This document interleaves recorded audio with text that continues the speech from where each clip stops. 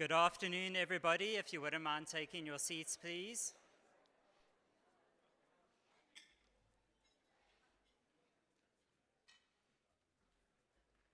Okay, good afternoon, everybody. My name is Ashton Maheri. I'm the program lead for student success at Saide, and my colleague Ephraim. Good afternoon, everyone. My name is Ephraim Mhlanga. I'm the program lead for monitoring and evaluation and project management at Saide. Great. And we're the conference chairs for the 2025 Siyaphumelela conference. So welcome, everybody. Okay, we've got a couple of housekeeping notes. So kindly note that all of the plenary sessions are going to be recorded as well as streamed to Zoom. So these recordings will be made available after the conference and will be available on YouTube. We are only recording the speakers and the stage area. However, if you don't wish to be recorded, please save your questions for tea time. Okay. In terms of bathrooms, you've got bathrooms to your left on that side, as well as down the stairs on your right-hand side. Okay. In the event of an emergency, please gather in the parking area, and we also have a certified first aid train if needed. In terms of the program, you'll all have in your conference bags a printed version of the conference program. We also have the online version of the conference program, which contains the most recent updates. To access that program, you can go to the Siyaphumelela website, www.siyaphumelela.org.za, and select 2025 Siyaphumelela Conference website. On the back cover, on the inside cover of the program is also a map of the venue. And you will notice from the program that a conference highlight will be the Siyaphumelela Conference cocktail function that will take place on Thursday, the 10th. And at that occasion, Dr. Diana Ferras and Steele, the poet, will recite some poems as part of the program. You will be treated to some drinks, and vouchers will be handed out to you in due course. We do also have a parallel program for students at this conference, and Rashida Weaver, a dream scholar herself, will help supporting our students. Is Rashida around? I know not everyone will see her, but can you stand if you're around? Rashida Weaver. Okay, she's probably not yet around. You'll get to know her, I think, as we get along.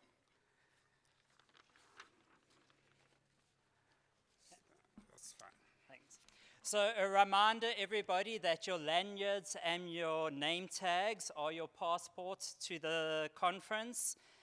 Please make sure you wear your lanyards and your name tags at all times. This includes lunch as well as our social events. Just a reminder, please check your emails and remember to send your presentations to the room where you will be presenting, preferably a day before. And for 30-minute presentations, remember you will present for 20 minutes and the remaining 10 minutes will be used for questions and answers. For 15-minute presentations, you will present for 10 minutes and the 5 minutes will be reserved for questions and answers. And you will see the Saide staff around. They are all wearing this blue type of lanyard, so they are easy to identify. Should you be in need of any help, please feel free to approach any one of them. Great, thank you. And then moving on with our program, I'd like to invite to the stage Innocent Nkata, the Chief Executive Officer of Saide, as well as Bill Moses, the Managing Director for Education at the Kresge Foundation. Thank you.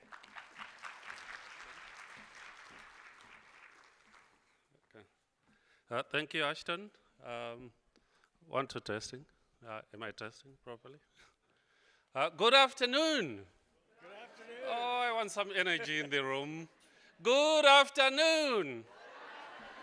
Okay, yeah, that's more like it.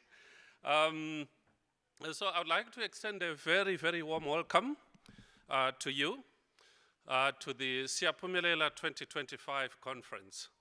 And as you know, this year's conference theme is reimagining student success. How cool is that? Or how dumb is that? I think it's cool. So it's, this theme isn't, we didn't just come by it by accident. It was very, very intentional. Because reimagining student success is a question that really begs us to stretch beyond the familiar performance metrics. It challenges us to build a broader, bolder vision, one where student success means more than just grades and graduation. It means lighting the fire of millions and millions of students to realize their dreams and those of their families. It's not, they come to the institutions carrying the hopes and dreams of dozens, scores and hundreds of them from the communities and families where they come from. It means preparing young people for meaningful futures, for active citizenship, for economic participation, for lifelong learning, and indeed, for lifelong success. But before I get carried away with reimagining student success, I can speak for the whole day when I start talking about this. Let me take a moment, and I would like to start on a very personal note. Ashton announced me as the chief executive, the CEO of Saide, but I don't stand here today as just the CEO of Saide. I have a story behind me myself, like millions of others out there. I was a first-generation university student and graduate myself, the very first in my family's line. And my journey was made possible by a powerful and resilient force in my life, my mother, Mrs. Susanna Nkata.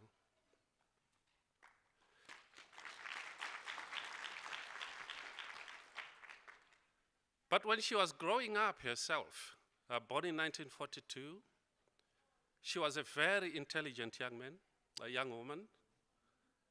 She had talent, she was very smart, and she had dreams of her own. She dreamed to become a teacher, like her elder brother. But sadly, despite finishing at the top of her Standard 6 class in 1962, she was denied the opportunity of her higher education because she had to drop out and get married. And that's because in a community at that time, sending girls to school was regarded as a waste of money.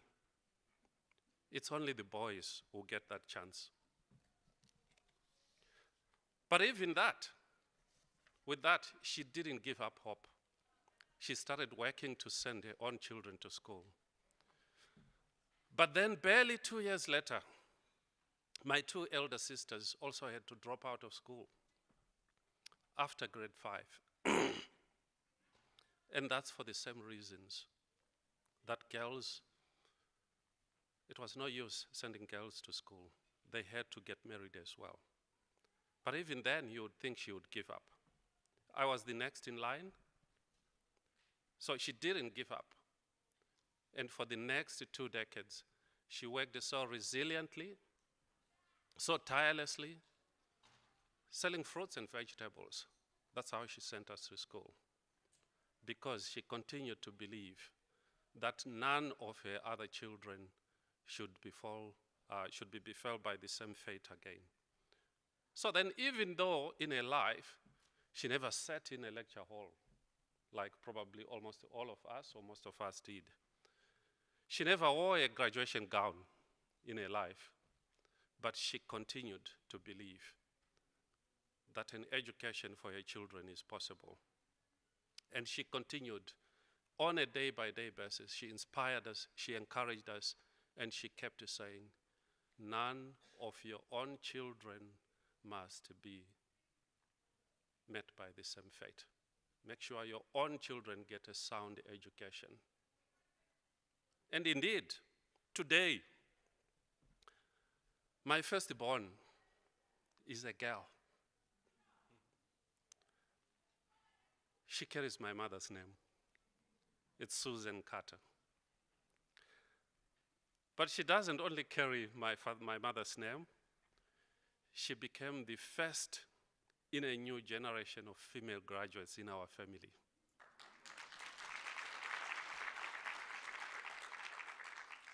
She graduated with a BA and an honors at University of Pretoria, and now she's busy. She decided to reignite her grandmother's dream. She's in the middle of doing a PGCE at University of Pretoria because she has decided to be a teacher, to reignite the dream that her grandmother couldn't. So her achievement, Susan, I know she's listening right now, online. So Susan, your achievement is a tribute not only to your grandmother's resilience, but to breaking intergenerational cycle that kept our girls out of school. And now, Susan, I know you have turned the script around.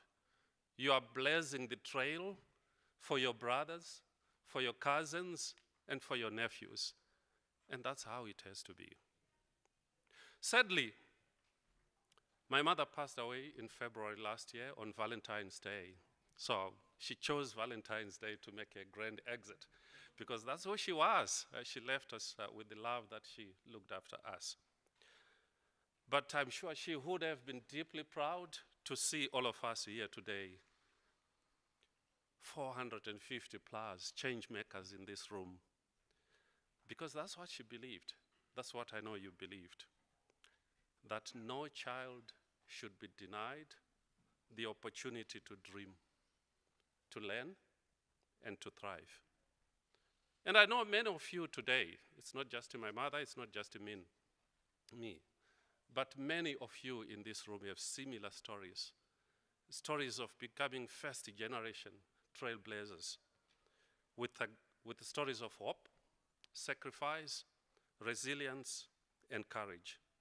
And this is what makes this work that we do so special. It's more than just a professional duty. It's deeply personal. It's a personal mission, a life purpose for all of us here, I know. And so, when a certain economist in South Africa, who goes by the name Eric Ruet, I hope, Mr. Ruet, you are listening wherever you are, makes an outrageous claim that our public universities are a waste of money and that university education should be afforded to only 10% of the privileged few. Ostensibly, he said the reason is that's how we ensure quality. I'm sorry, Mr. Ruet. You just made it personal for a whole bunch of people in this room and beyond. If I didn't know that younger students are in the room and listening, I would have used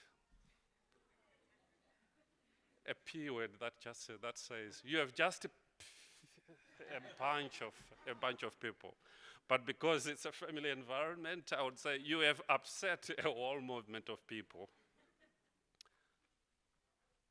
But in any case, with that argument, with that misplaced and non-fact-based, non-evidence-based argument, you have alerted us to the real danger that our hard-won gains of equitable access to education for all, they could be as easily lost in the blink of a second.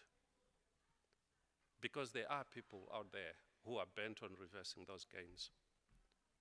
So, today in this room, I would like to implore all of us here that we are not just leaders of transformational student success, but we are also the vanguard of equitable education. So, Mr. Root, I hope you are listening again. If you are listening, I must remind you that education is a right. not a privilege for the few, especially in a new South Africa. What you are advocating for will not happen under our watch. And I'm sure this room is fully behind me. I can vouch for that. But anyway, before I get carried away with this gymnastics with Mr. Root, it's for another day, but it's really important to put us on the guard. I would rather move to more important business of the day of warmly welcoming the comrades of this movement, the change makers, the drivers of Siyaphumelela. I would like to extend a warm welcome to the 20 partner universities who are the core, the engine of the Siyaphumelela movement. But also extend our warm welcome to the other public and private higher education institutions across South Africa who are joining us. Some of them are joining us here in the room today, some are online. Most importantly, to the 45 students who are joining us today, because that's what it is about. It's about you. I think I would like to pause for a moment and ask the students to stand up, please.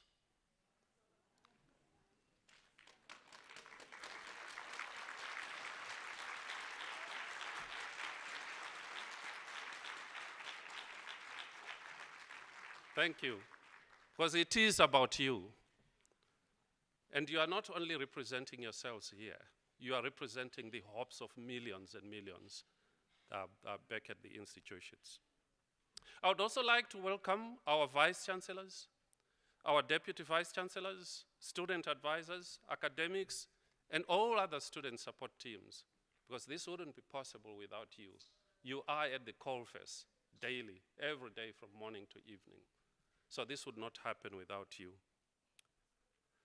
I would also like to extend a welcome to our Siyaphumelela coaches who are selflessly sharing their expertise with the institutions. Between them, the 7 or so coaches that we have, I think the other day we were just adding up and saying they easily probably have more than 200 years of experience between them. And so to have them sharing that expertise with the institutions is something to commend. I would also like to extend a welcome to colleagues from government agencies, the custodians of our education system for providing the guidance and policy framework within which we operate. The Department of Higher Education and Training, the Council on Higher Education, NSFAS, Treasury, and all other departments. I would also like to welcome our partners from USAF, University South Africa, the umbrella body for the 26 public universities in South Africa, other civil society organizations and institutional research networks, as well as the dedicated Saide team that has been the machine behind making this event possible. So thank you, team, for lending us in this space today. And to the Saide trustees for keeping us on our toes, making sure that we continue to be accountable and be good stewards of the funds that are entrusted in us. And most importantly, to the remarkable Dr. Jenny Glennie, who most of you know that she's my predecessor in this role, and I'm riding on a very broad and shoulders and wearing a very big shoes. I'm still trying to fill those shoes. I don't know if I will be able to. Jenny, please stand up, and she's right at the back there. So thank you, Jenny, for building this foundation for us. As well as finally, our friends and funding partners. We have partners from IPASA, Standard Bank, Investec, Renick Foundation, and others. And international guests from as far as the United States, Eswatini, New Zealand, and many others who are joining online. And finally, with gratitude that no words are sufficient to express, it is also my great pleasure to welcome and acknowledge 2 people from an institution whose unwavering belief in the power of this work has shaped every step of our journey since 2014 when Siyaphumelela was incepted. The Kresge Foundation has not only been a long-standing funder, but a thoughtful partner to the South African education system at large, and a close companion to Siyaphumelela on its journey since 2014. Please join me in welcoming, ladies and gentlemen, Ms. Anna Blanding. She's trustee at the Kresge Board of Directors. Welcome, Anna. And Mr. Bill Moses, who is by now such a familiar face to many of you. Bill is the Managing Director for Education at Kresge Foundation. So Bill, over to you. So please, humor us about where has this amazing journey come from? Thank you, Innocent, and thank you for that personal story. I know it resonated with virtually everyone in this room. I think to myself, I wouldn't be in this room today if my father hadn't immigrated to the United States many years ago. And so I think about the role that opportunity education provides, not just to the person who gets that first opportunity, but to families and generations of people beyond them. On behalf of the board and staff of the Kresge Foundation, I'd like to thank all of you for joining us this afternoon. I think about the Siyaphumelela coaches, the university VCs and DVCs, Saide staff, institutional leads, academic and student staff, international visitors, other funders, and most of all, as we've already met, the fabulous students that are in the room with us today. We are so proud to be part of this student success movement in South Africa. Back in 2012, as the original phase of our work in South Africa was ending, we asked about a dozen vice chancellors to Cape Town and said, what do you think we should do? And quickly they came to a consensus that what we needed to do in South Africa was we needed to improve student success. Enrollment had more than doubled since 1994, and that was great news because South Africa's universities started to look like South Africa as a whole. The challenge was, though, is that the graduation rates, unfortunately, were also about the same as they'd been in 1994. So the idea was what could be done to ensure that the students who were enrolled would actually end up graduating. Meanwhile, in the United States, Achieving the Dream was coming about. And that many of you have been to the Dream Conference, and they were beginning to address attainment rates, student success rates at community colleges, and using evidence-based, equitable approaches to improve student success. The University of Pretoria, led by Cheryl Delaray and Natabaseng Ogude, were part of that work. We invited Natabaseng, Vimal Ranchod of UCT, and the late registrar at UWC to come to Dream, and they were inspired to help really energize South Africa.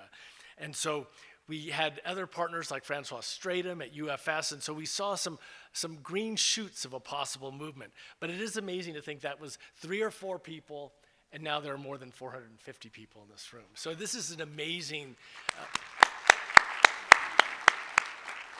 And so in 2014, taking that vision from many of the VCs, the predecessor VCs, I think, there may be a couple of VCs who are still around then, but we built this movement on collaboration with government, with universities, with nonprofit organizations, with foundations, to not make change to improve student success in isolated corners, but in systematic and systemic ways to change things in a lasting and permanent way to improve universities' ability to support students.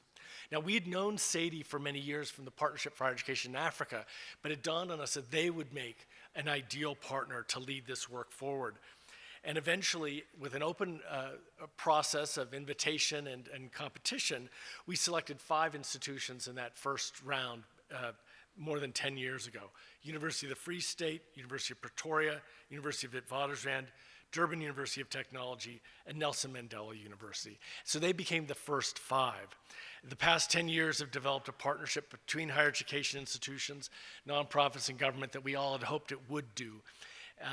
But unlike past efforts, the focus has not been solely on improving learning and teaching.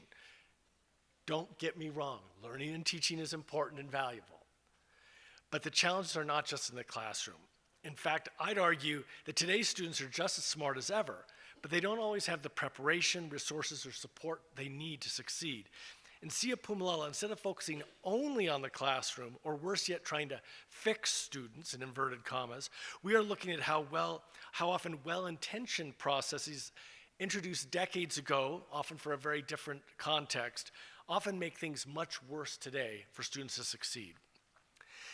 So Innocent, what does this movement look like today from your perspective? How do you think it's going forward? Thanks so much, Bill. So I would say in South African lingo, I would say probably, movement it's going. Don't you agree with me? So yeah, indeed, Bill, it's been an incredible journey.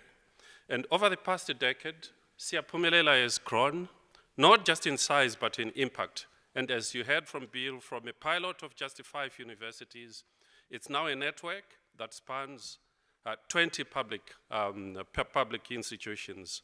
From a dozen visionaries who sat around the table more than a decade ago, now it's a movement, as we keep saying, of 450 people and growing. But what's even more powerful than the numbers is the depth of the work. We have seen institutions grow from pockets of innovation to systems of student-centered practice. And we have seen student success strategies become institutional strategies. We have witnessed the data culture becoming embedded into institutional decision-making and culture.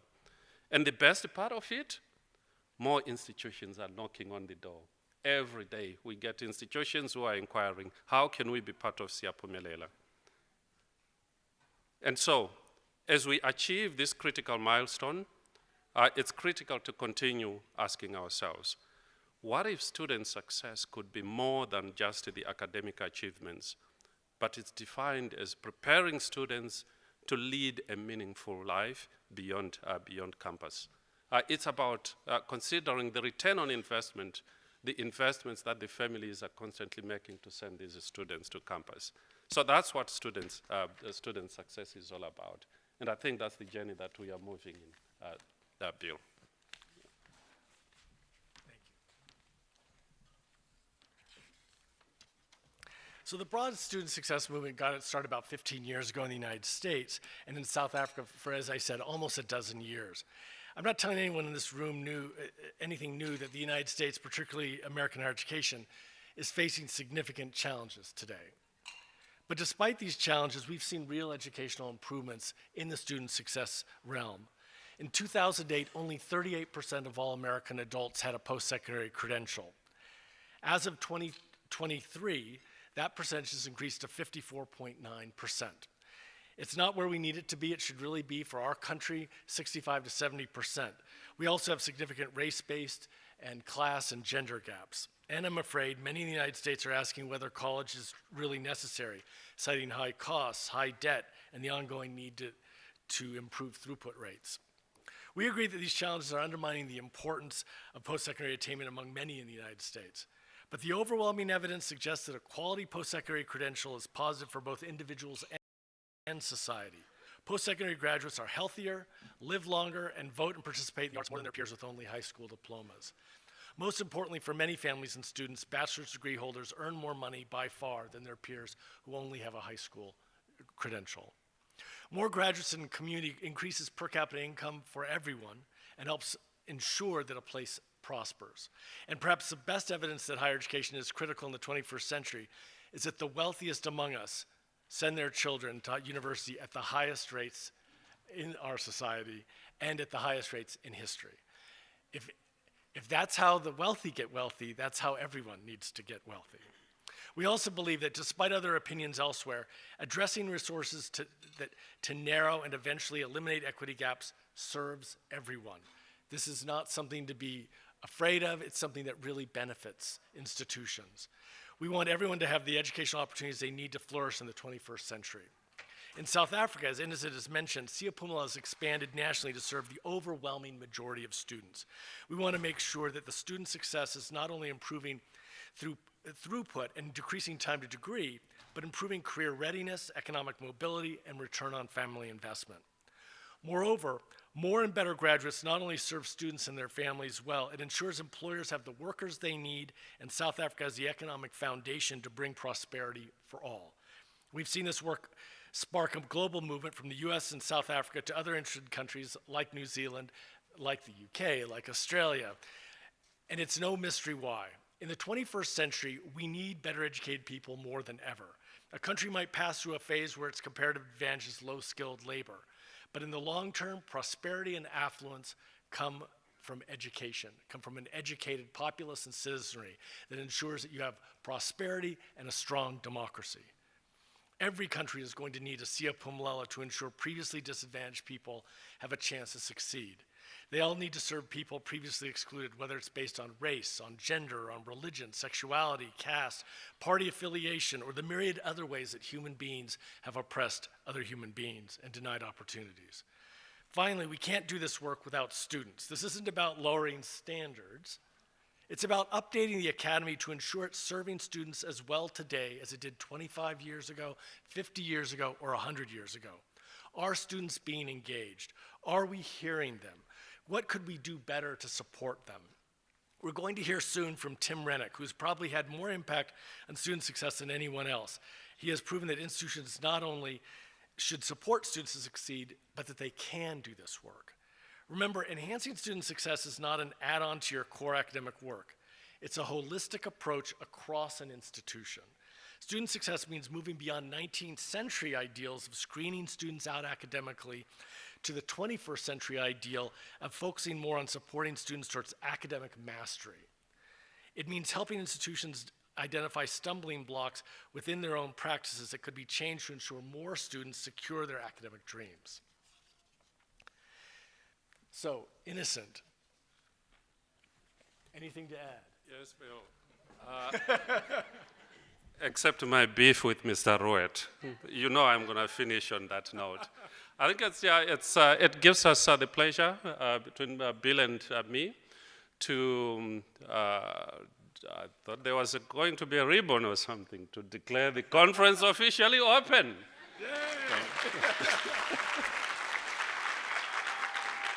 And then, of course, I wouldn't exit the stage without firing a final salvo to Mr. Ruet.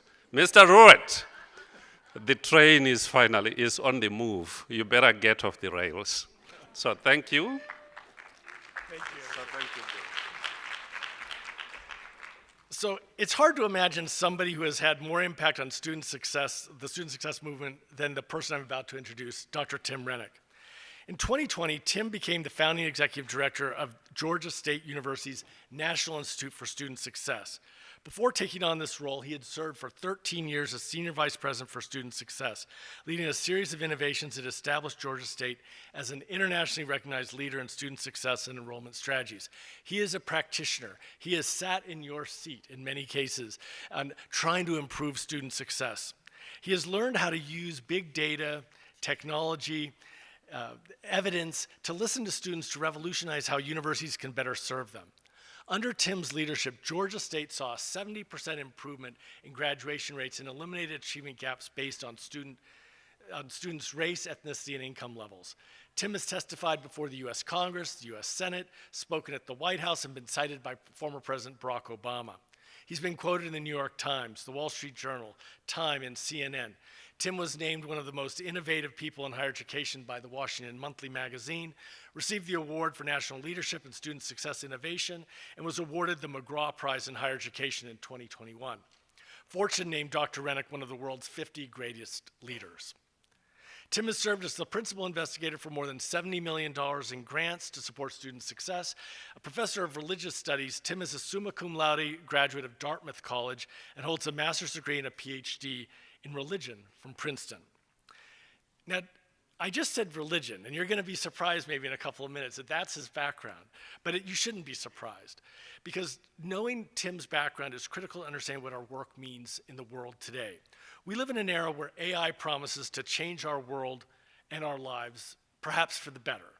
I think what inspires me most about Tim is that while he has harnessed technology to make the world a better place, his work is rooted in the values that motivate the humanities, especially ethics, compassion, and what I think a lot of South Africans would say is Ubuntu.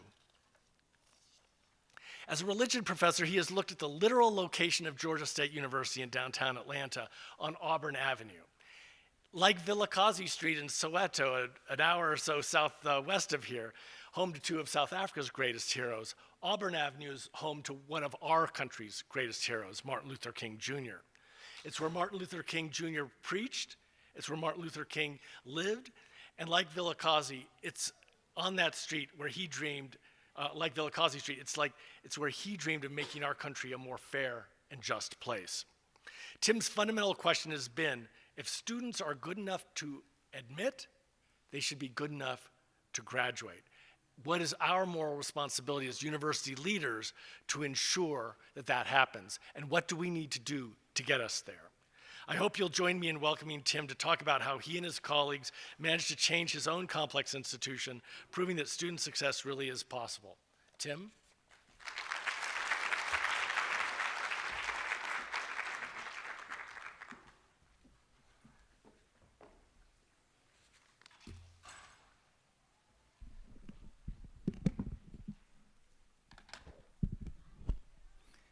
Good afternoon.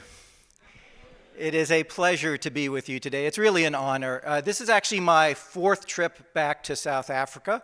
I come back because not only do you welcome me each and every time, and many of you come and visit me at Georgia State in Atlanta, which I love, but also because I really believe in your work. There are a lot of differences between the United States and South Africa. There are indeed differences between Georgia State University and some of your institutions, but there are more similarities than differences.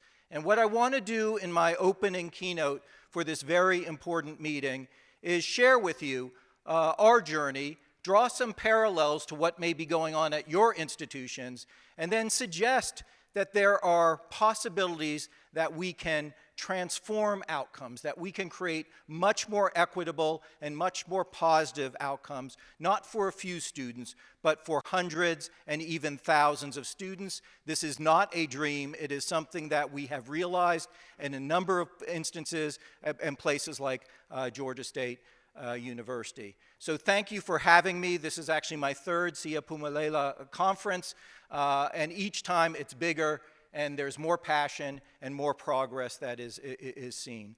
So let's talk a little bit about my home institution to start with. Georgia State University is a large public university in an urban setting. We enroll about 53,000 students in downtown Atlanta. The reality is, historically, we have not been a distinguished institution in the US. We were not well known, well regarded. As Bill just pointed out, our greatest historical claim to fame is our geography. We have the very uncommon distinction of having our campus bisected by a National Park Service historic district. The Martin Luther King Historic District cuts our campus in half. In fact, the office I work in is on Auburn Avenue, a couple blocks away from that brick building at the bottom of the screen there. That's Ebenezer Baptist Church, where the Reverend King and his father before him were head pastors. His childhood home is also a few blocks away, and Bill didn't mention, but his gravesite as well. He's entombed just a couple blocks away from the Georgia State University campus. So we're living and working every day at Georgia State in this geography that is truly infused with historical significance.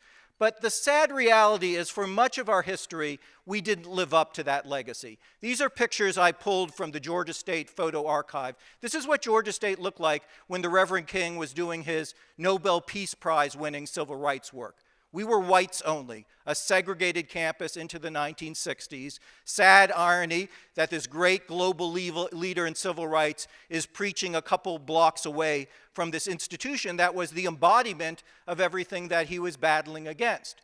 And the sad reality is that long after the 1960s, Georgia State was still grossly underperforming, especially for our students from underserved backgrounds. So these are our throughput rates. As of about 20 years ago at Georgia State, only about 30% of the students who came to us seeking a college degree, a university degree, ended up achieving one. And we were a kind of ground zero for equity gaps. Year after year, semester after semester, our white students outperformed our students of color, our black students. We have a large Hispanic population at Georgia State. But also our middle and upper income students outperformed our low income students. It was so predictable you could set your clock to it, that was just the way it was going to be. And quite frankly, many of us became complacent, thinking that's how it had to be. And the story didn't get any easier given the demographic changes we were going through. So when I arrived as a junior faculty member at Georgia State, right out of my PhD program, Georgia State was still a majority white institution. In fact, 75% of the students were white. But we became kind of the poster child in the southeast of the United States for demographic change. As Atlanta changed in its demographics, Georgia State was at the leading edge of those changes. We became what is known in the United States as a minority-serving institution, when over 50% of our students came from minoritized backgrounds. Then we just continue to get more and more diverse, to the point now where 80% of our students come from minoritized backgrounds. As we know, these type of demographic changes don't usually correlate with significantly improved graduation rates, nor do these. The other demographic change we've been dealing with over the last 15 years is our students have gotten a lot less well-resourced financially. So in the United States, the kind of federal standard for a low-income student is whether they qualify for a federal Pell Grant. This is roughly the equivalent of your NSFAS. In fact, the standards are very similar for the cutoff. This covers about the bottom quintile of Americans by annual household income. 25,000 or so US dollars is the average family that qualifies for a Pell Grant. Before the last US recession, 10, 12 years ago, under a third of our students qualified for those low-income grants. Now it's about 60%. And to put this in some kind of numerical perspective, this past spring semester that we just concluded, we enrolled just under 30,000 low-income students, Pell-qualified students at Georgia State University. The entire Ivy League, this collection of the most elite institutions in the United States, they were enrolling about 9,800. So we were trying to educate 3 times the number of low-income students as the entire Ivy League. It's not going to be business as usual. It's also not the opportunity to do something we love to do in higher education, and I know you love to do in South Africa as well, which is, if you've got a problem, let's create a program. Here's a challenge. Let's create a program for our low-income students, our first-gen students, our Hispanic students, our African-American male students in the US. These are very common programs. And while I'm not saying those targeted programs are not valuable in some contexts, I will tell you this with quite a bit of certainty. When you enroll 30,000 low-income students, you don't create a program for them. You change the way the institution operates at its core for all of its students. And if there's any major difference between, yeah, I agree. If there's any major difference between the way Georgia State has approached student success over the last 15 years and the norm in the United States, it's just that. When we saw a problem and developed a better approach, something that was more supportive and more effective, we didn't limit that approach to one group of students as opposed to another. We said, that's going to be the way we do things at Georgia State for all of our students. And this is part of the mindset we want you thinking about for your institutions as well. How do we take the things that work well in isolation for this population or that population and make those things no longer the exception, but make them the norm? We'll talk more about that, obviously, in my comments this morning. A couple other details before we get into what we did at Georgia State, just to set the stage. Our students are not coming in better academically prepared over the last decade. Our incoming test scores, the SAT is the largest pre-university test in the United States. Those scores are going down. Our state appropriations are going down. Our demographics are increasingly challenged. It's really easy under these circumstances to point fingers, right? We'll worry about throughputs. We'll worry about better student outcomes when the academic preparation of our students coming in starts to improve, where the state starts supporting us better with appropriations, where the demographics stop shifting in such a dramatic fashion. Excuse, excuse, excuse. Well, those are all factors that impact student success. They're not going to allow us to stop the progress that we're making. So amidst these circumstances, we asked a fundamental question that guided our work and continues to guide it to this day. Are we the problem? If 7 out of 10 students are coming to Georgia State, leaving us, most of them have debt with no credential, whose fault is it?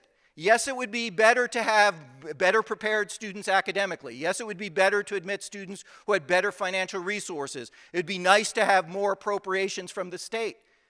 All of that is true, but it's also true, aren't there some things we're doing that are contributing to the dropout rates of our students? Are we not complicit in some ways?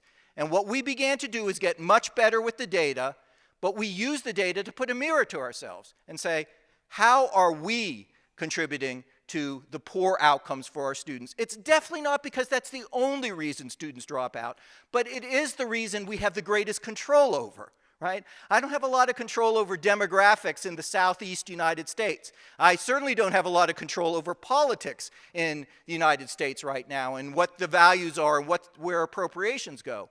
I have a lot of control over how we admit students to the university, how we register them for their modules, how we shape the courses, the academic experience, the programs that they take, how we advise them, how we package for financial aid and support our students for financial wellness, how we communicate with them on a day-to-day basis.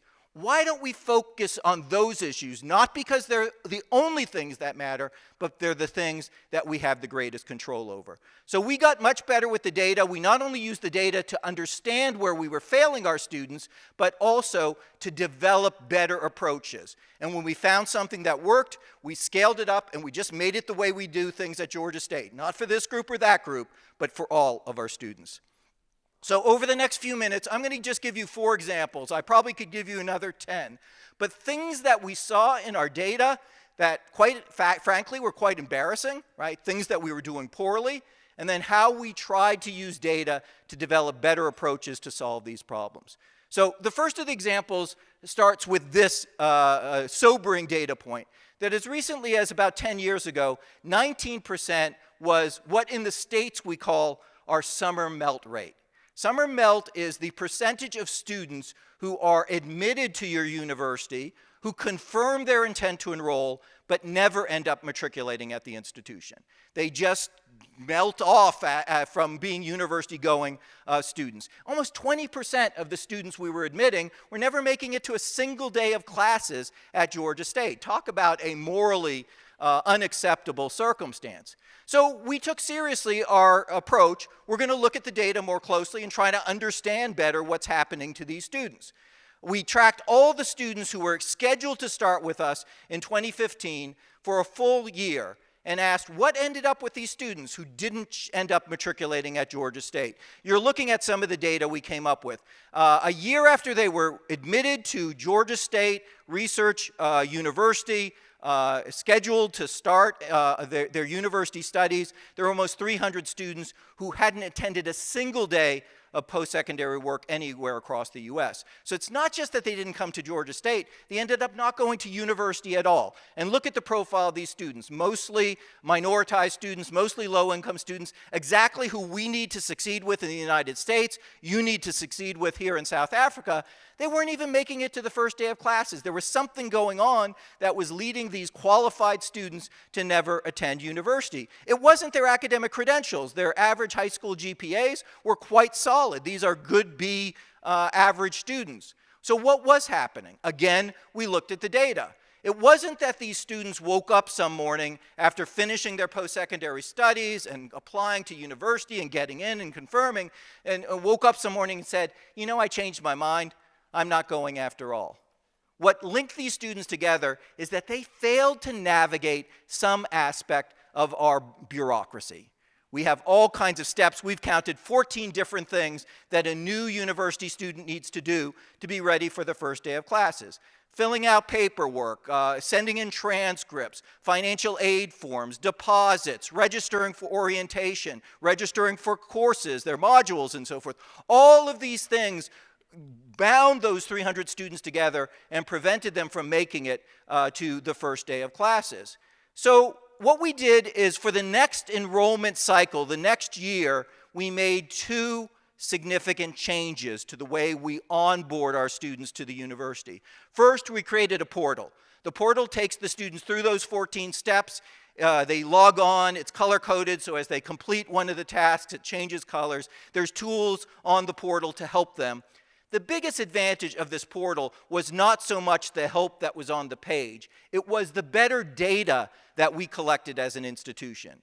We used to know that a student was engaged, and then we stopped hearing from them. That's all we knew. Now we know a student is engaged until we asked for their immunization records or their high school transcripts, and then we stopped hearing from them. So we can reach out with much more specific help.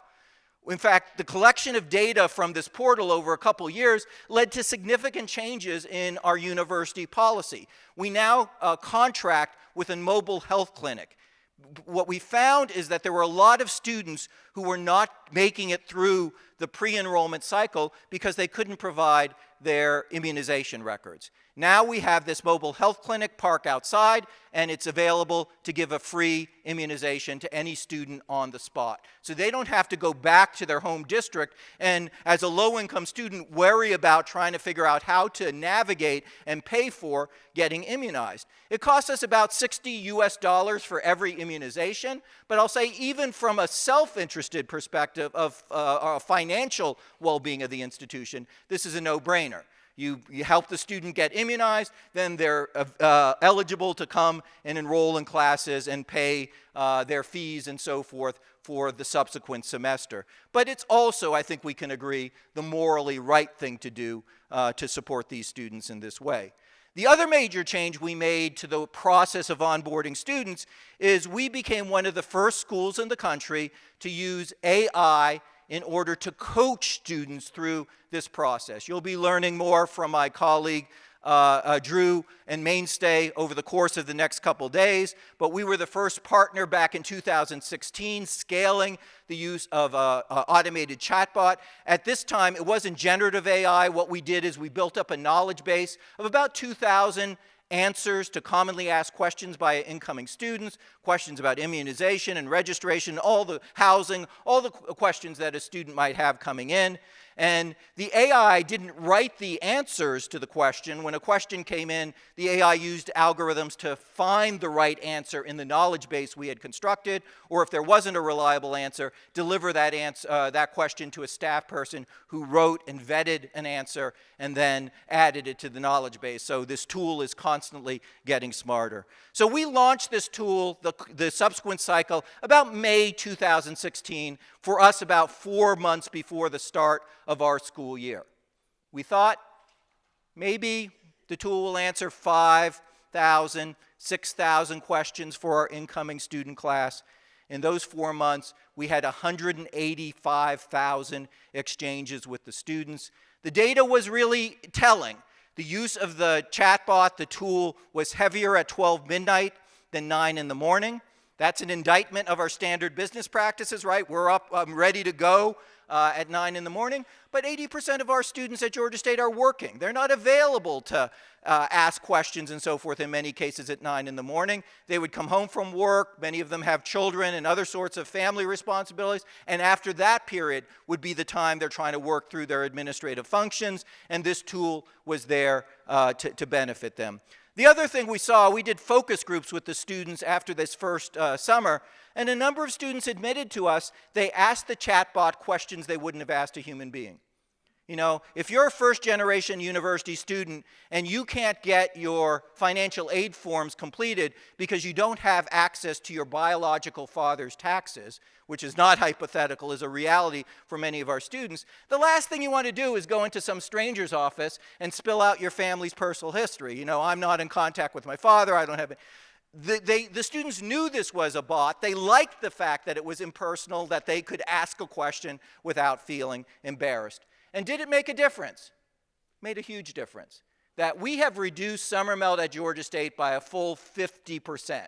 So it was at 19%. This most recent fall term, it was at 9%. It's not because the students got any more savvy about navigating, filling out forms, and immunizations and all these things. We got better, at responding to and supporting the students at scale. And because this tool works so well for our incoming students, we then decided, okay, well, let's use it for the students as long as they're enrolled at Georgia State. Let's help them navigate all the challenges they face as matriculated students. And what we've run is a series of randomized control trials. We found that this tool has helped students do at higher rates the kind of tasks you need to complete in order to stay enrolled, pay balances, come see advisors, and so forth.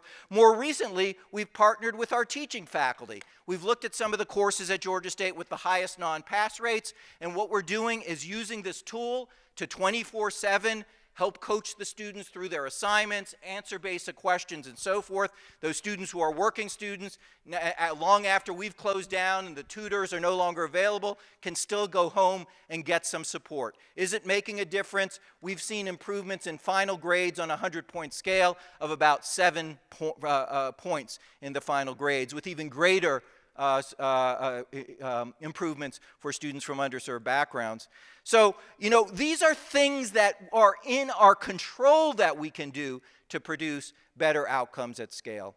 The second example I'm going to share begins with this data point, that 10, 12 years ago, the average Georgia State student was going through what we call in the States majors. It may be more equivalent to a program here, but they were going through about 2.5 different academic programs before they graduated. It shouldn't be surprising for us, right?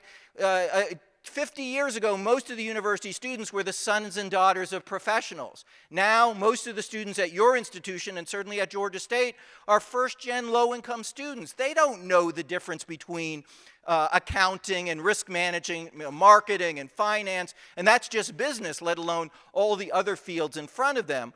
We came to the conclusion that, once again, we were part of the problem. We were bringing these students in, telling them to pick one of 85 different academic programs, and good luck. Hope it works out. But it didn't for many of these students. They would say, I want to go into accounting, take 2 or 3 semesters of prerequisites, and by the time they get into their first accounting module, say, oh, I don't like this, or I'm not good at it, and they would switch and switch again. That's a disaster for your low-income students. So if you're trying to understand why you have equity gaps for students from low-income backgrounds, this is part of the reason. These inefficiencies impact low-income students disproportionately because they run out of eligibility for aid. Their life gets in the way, or at least at a higher percentage than their middle and upper income counterparts. So we've changed the way we onboard all students at Georgia State. They come in now in their first semester in a learning community, a block schedule, a group of 25 students who take all their first semester classes together. US data shows that one of the reasons first-generation students drop out of college is they feel they don't belong. And at big universities like Georgia State, we create a perfect recipe for students feeling like they don't belong, because we put them in these classes, these modules. They may not see the same face twice throughout their first semester enrolled at the institution. Now we make sure that's not the case. They're going to be in some common classes with classmates. They'll build up a support system, study partners, and so forth. Just from the structure alone, we found students have higher GPAs and higher retention rates. But to deal with the challenge of students moving between majors, moving between different academic programs, we now bring them in to what we call meta majors. We organize these learning communities around not a single academic program, but these large buckets like business, STEM, the arts, and we use that first semester to design an experience so students are exposed to the choices in front of them.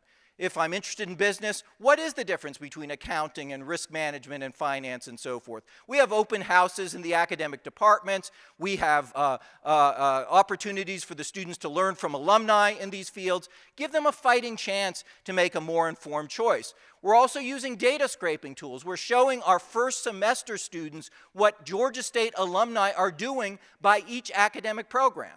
So what are our political science graduates doing? Where are they working? What titles do they have? What are their salaries? So if a student is trying to make a decision about an academic program, they can do it on a more informed basis. We have a small seed grant program. Any faculty member who teaches an introductory course in any discipline at Georgia State, from American history to chemistry, gets a seed grant if they create an assignment in that introductory course that compels the students to think about the career outcomes they're learning in the class. So what am I doing in American history? What am I doing in chemistry that I'm going to use in life after I graduate? Again, by the time the students go through their introductory classes, they've had these assignments and these experiences over and over again. And then the other thing we're doing, because it's another major reason why students switch academic programs, is helping to use analytics to determine not just whether the student wants to pursue a particular field, but whether they're going to be successful in that particular field.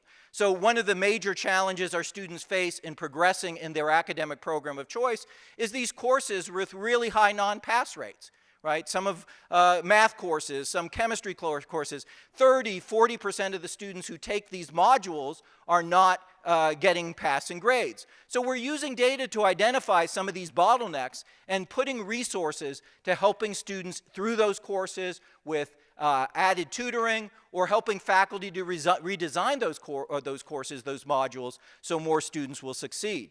We're looking at data like the difference in grades between sections of the same module. You would think that grading would be equivalent from one section to the next.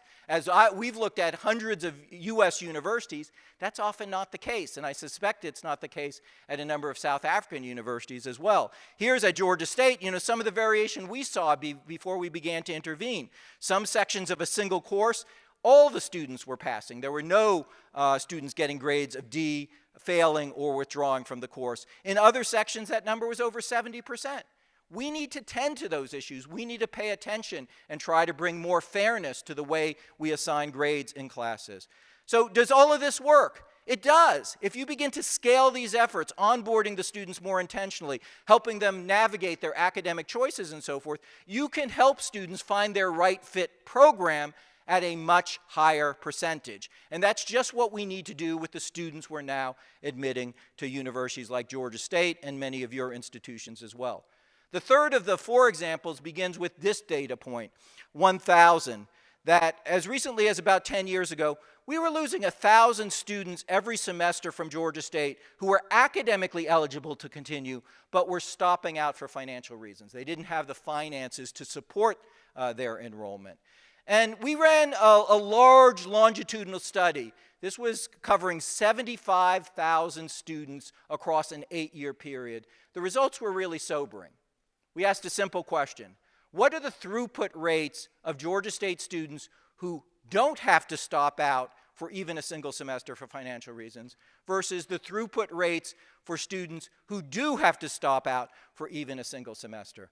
You're looking at the data here, but I'll make it simpler by just saying this, that the students who stop out of Georgia State over an 8-year period for even a single semester for financial reasons are completing their degrees at throughput rates 54 percentage points lower than their counterparts. The difference between 75% completion rates and basically 25 completion rates. This is particularly tragic because these students have no clue that this is the reality. Having talked with many of these students, almost 100% are saying, oh, I am stopping out, but what I'm going to do is I'm going to work, I'm going to earn some money, I'm going to save it up, I'm going to come back and complete my degree. And the data show for many of the students that's not reality.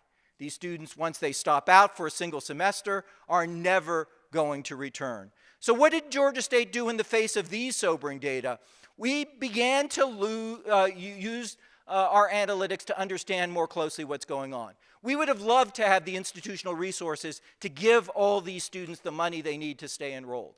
Unfortunately, we did not have those kind of resources. That was not feasible. So what we began to do is ask, well, who are the students we can help? We looked at the data for many characteristics. The one that was promising is that many of these students were leaving us not for a lot of money. Right? The gap between what they had to pay and what they had paid was not tens of thousands of dollars, it was $300, $400. So we focused on those students. The other group we focused on is we found that there's a large percentage of our students who were leaving close to graduating, not because their grades were failing them, but because they were running out of eligibility for their aid programs. So we have similar eligibility requirements to what you have in South Africa, kind of this length of the program plus 1 year. There's a little grace period, but 80% of our students are working. And as you saw, lots of them are changing their academic programs and so forth. Some of them were really good students. a semester away from completing their degree, but leaving the institution because their Pell Grant, their scholarship, their aid ran out.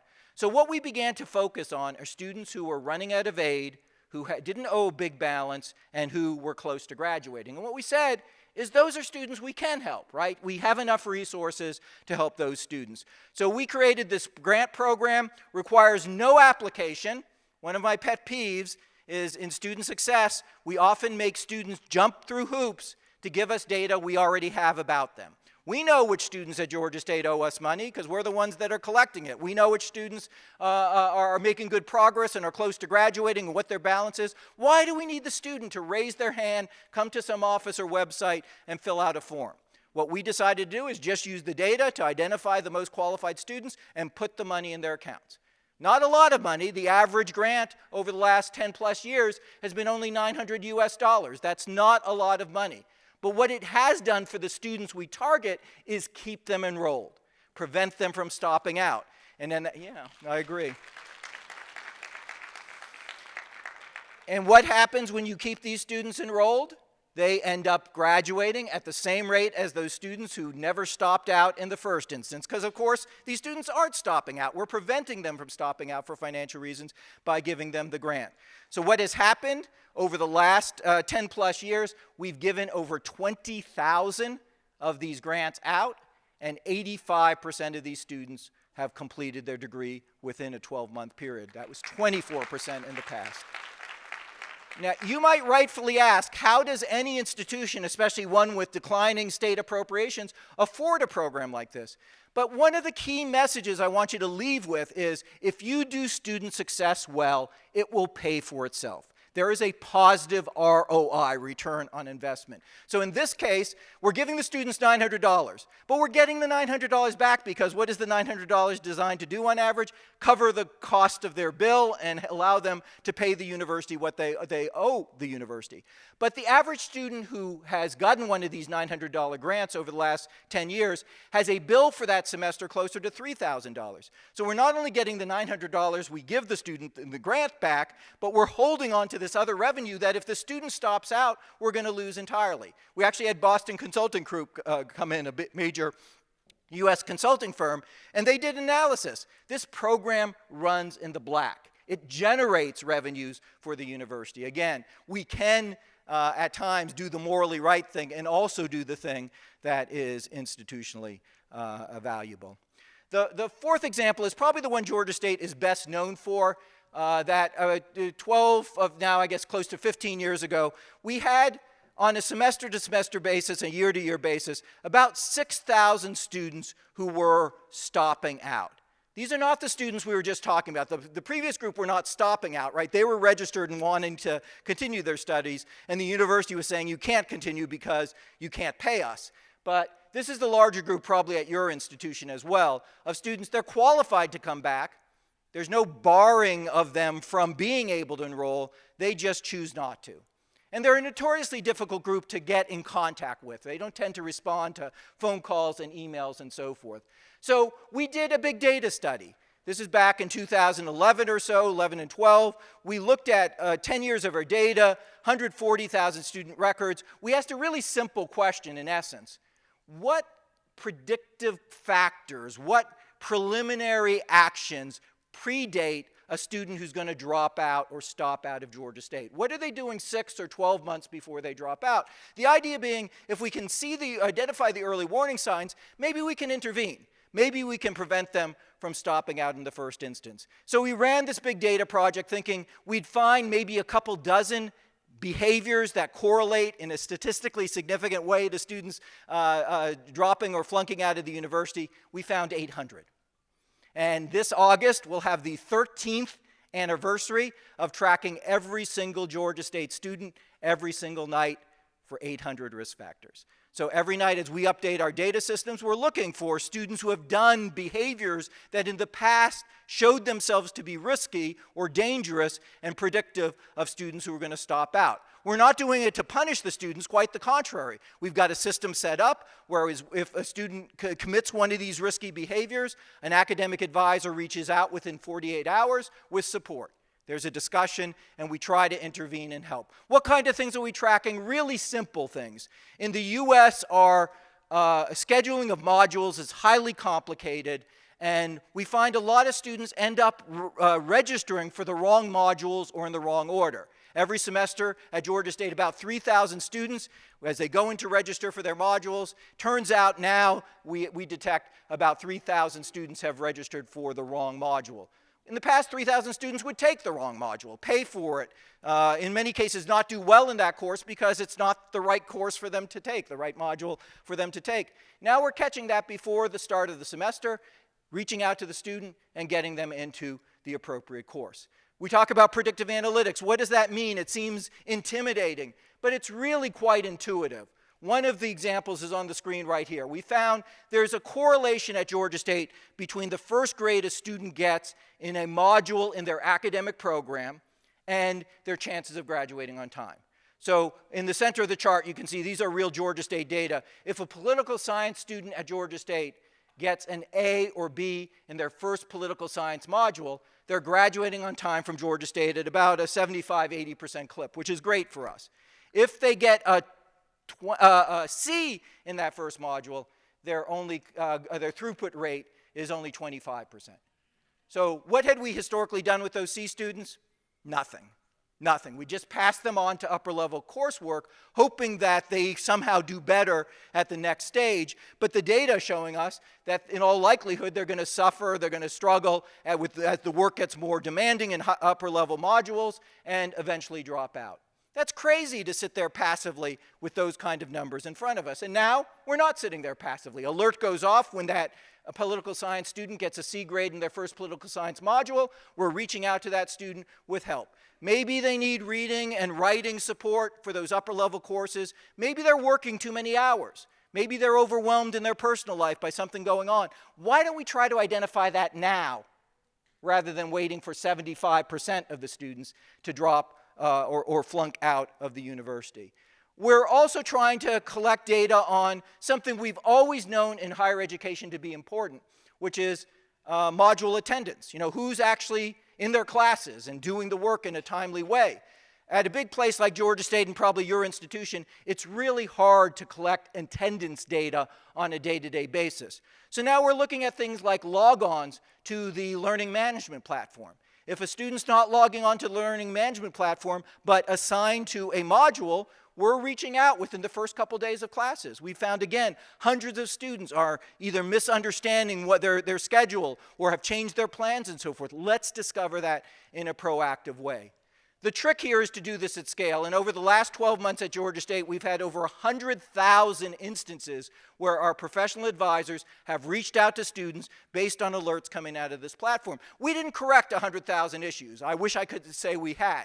But I can say with certainty, these are 100,000 issues that were going completely undiagnosed 10 years ago, right? These students were signing up for the wrong classes, underperforming in early courses and modules and so forth. Nobody was paying any attention. We were expecting our first generation low-income student body to have diagnostic powers that the university didn't have. Now we've taken some responsibility saying, no, this is data we should know. These are issues we should know, and we should help the students. We're not doing the module work for them. We're not taking tests and writing papers for them. We're helping them navigate this incredibly complicated bureaucracy that we've created at our higher ed institutions. So how did this move to predictive analytics-based advising work at Georgia State? Well, immediately when we launched in the summer of 2012, we saw significant improvements in our retention rates. They went up by several points in a single semester. Another thing that's happened is our students are graduating more efficiently. These are the number of credit hours, of module credits that a student graduates with to get their undergraduate degree at Georgia State. And as you can see, that number is going down. That's a good thing. It means that students are graduating more efficiently and with less expense. And that's this next data point I'm really proud of. The average debt that a Georgia State bachelor student has accumulated has gone down every one of the last 7 years. So some people ask me, how did we get to the point where our low-income students are graduating from Georgia State at the same rate as our middle and upper-income students? And that is the case at Georgia State. Now, how do you do that? And their assumption is we must have raised lots of scholarship dollars. I wish we could say we had. I would love to be able to say, yes, we've got so much more money we're putting in the pockets of our students. That's not how we've closed the equity gaps for our low-income students. You're looking at how we did it. Get the students graduated efficiently. Don't make it take 5 years for a 3-year program, because the students' life is going to get in the way, debt is going to get in the way, and students are going to drop and stop out. And one of the criticisms we had as we launched predictive analytics and advising was from some of our faculty members. And I'm a professor at Georgia State, so I had to field these questions. There was a group of faculty who opposed us moving to this model of predictive analytics-based advising on the premise that we were creating a system for moving students to easier majors. The idea is if we advise students by probabilities, they'll all take the easiest modules, they'll all end up in the easiest academic programs, whatever you might think those are. Most of the faculty didn't express publicly what they assumed that would be, perhaps for obvious reasons. But what I can tell you, because Georgia State has done this more than any other US institution, we've done this now, as I was mentioning, for 12 straight years. We've had about 800,000 to 900,000 predictive analytics-based advising interventions with students that, far from moving students to easier majors, it's allowed far more students to graduate in some of the toughest majors, the toughest academic programs we offer at Georgia State. Over the last decade, we're up about 40% in overall enrollment. We're up over 100% in STEM degrees awarded. Why? Not because we've had a huge increase in the number of students declaring STEM degrees. That's gone up modestly. What we've had is a huge decline in the students declaring STEM as their program of study and then wiping out, failing out, flunking out, often after a semester or two. Because now we're finding issues early on. The student is engaged. The analytics show that they didn't do well on their first quiz, and we're intervening immediately. And when you get students help in a timely and proactive fashion, they will respond. At least many of them will, and you're looking at the data here.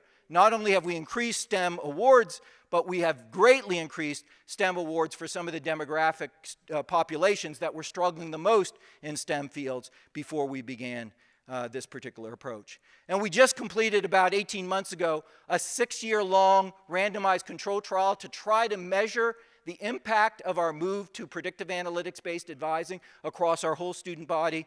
You're looking at the results. This alone was responsible for a 7 percentage point increase in our throughput rates, a 15 percentage point increase in our throughput rates for our Black and African American students. Not because our Black and African American students were getting different analytics or different outreach, but when you begin to solve these problems at scale across the institutions, the students who benefit the most will be the students who struggle the most under the current bureaucracy. So in closing, I'm going to talk about a couple things. One, what the collective impacts of these type of approaches have been at Georgia State, and maybe most pertinently for you, why you should think these sorts of approaches might work at your institution. So what's happened at Georgia State? Well, one thing that's happened is it's changed the profile of this morally suspect institution. This was campus a few years ago. You'll recognize perhaps the gentleman on the far right there. What was interesting about Bill Gates' visit to Georgia State is we didn't invite him. He was going to do a keynote in downtown Atlanta, and 2 weeks before or so, his team calls us up and says, Bill's been reading about what you've been doing with technology to help low-income students. Would you mind if he dropped by for a little bit to learn more about what you're doing? We said we would allow it just this one time only, though. Yeah, just this once. And he came, he spent 3 hours, he learned about all the same programs you're learning back, but he sat with our chatbot and our predictive analytics screens and played with all the technology. He got to meet with some of our students and so forth. That was really important for Georgia State, for our faculty, staff, and students, for an institution that historically has not been recognized as being admirable to be kind of singled out in this particular way. And that's really important. When you can serve your students better, everybody in your campus will feel better. Your students will feel better about being part of your university. Your faculty and staff will feel better as well. A second thing that we've accomplished is changing the finances of the institution. I hinted at this earlier, but here's a calculus you might be able to do at your home institution. What we figured out working with our chief financial officer is every 1 point we improve the progression rates at Georgia State, it's worth about $3.3 million additional dollars in tuition and fees. Holding on to these students who are walking away is generating a lot of revenue. Well, in the time that I've been describing to you this afternoon, we haven't improved these rates by 1 percentage point. We've actually improved our throughput rates by 25 percentage points. So we're talking about $80 million a year in additional tuition and fee revenues. We've, again, worked with Boston Consulting Group to estimate, okay, well, yeah, but how much is it costing you to do all these things? The micro grants and the predictive analytics and the advisors outreach and so forth. About $8 to $10 million a year. Lots of money, no doubt. But also, if you're an economist, it's a no-brainer, right? If you're going to invest $8 or $10 million to reap $80 million of benefits. So it's changed the financial security of the university. But as you heard in the introduction, I'm not an economist. I'm a religious studies professor. My field is actually religious ethics. And I don't do it for the money, as many of us do not. I do it because of this. So despite the fact that over the last decade we've doubled the number of low-income students, we've doubled the number of minoritized students we enroll at Georgia State, we're graduating every year 3,500 more students. That's an 84% increase. That's great in and of itself. Even better, look where the biggest gains have come from. We're up 84% overall, but 120, 180, 200+% for our students from minoritized backgrounds, our Black, Hispanic students, and for our low-income students. Again, not because any of these programs are targeted by race, ethnicity, or income level. You haven't heard me once mention that. Everything we've talked about so far this afternoon, these are systematic changes to the way we support all students. And what I want to kind of underline to you, if you get those systems working better, it will be a major step towards equity. We long had individual small-scale programs for different demographic groups. We did not close our equity gaps. Once we began doing these systematic things at the institutional level, that's when we closed our equity gaps, and this is just what's happened. So these are our throughput rates. They've not improved incrementally, they've improved exponentially. For some groups over the last decade, we've doubled and come close to tripling the rates, but because the rates have gone up more for our Black, our Hispanic, and our low-income students, we've had 7 years in a row where our Black, Hispanic, and low-income students have graduated at or above the rate of the student body overall. So when it comes to throughput rates, there's no equity gaps at Georgia State. Students are graduating at higher rates and everybody graduating at comparable rates. And this institution, in the shadow of the Martin Luther King district, that was segregated into the 1960s and still grossly underperforming for our minoritized students 10, 15 years ago, we're now conferring more bachelor's degrees to African American and Black students than any other college or university in the United States.